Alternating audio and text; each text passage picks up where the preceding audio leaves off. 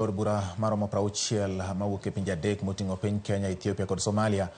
obagoro e kaunti ma Mandera mar somo paro e yore mag bero yore mag ohala e kind pinje adekgo kaachiel kod twak e wi yore mag jiwo arita e tong' mar pinje adekgo. E romono jood burago oyiere gi duol achiel mar golo badho mosebedo ka kelo ng'ikruok e sekta mar arita kendo keto lwasi makare ne timo ohala e kind tong' mag pinje adekgo kaka yor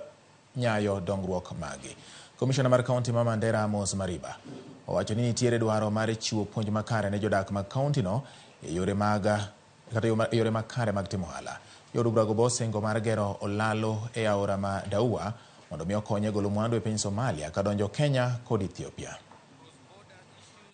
The cross-border administration agreed that IGAD C1 will follow up on the joint border commission as follows. The cross-border administrations agreed to consult their member states and IGAD to fast-track the construction of a bridge at Malkasuftu, that is the River Dawa, and the opening up of the Kenya-Somali customs border. The meeting focused on reviewing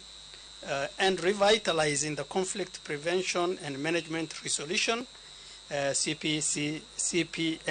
platform and peace infrastructure, providing a platform to discuss emerging issues that impact peace, security, and socio-economic development in the region, and to explore mechanisms to foster joint interventions and strengthen collaboration.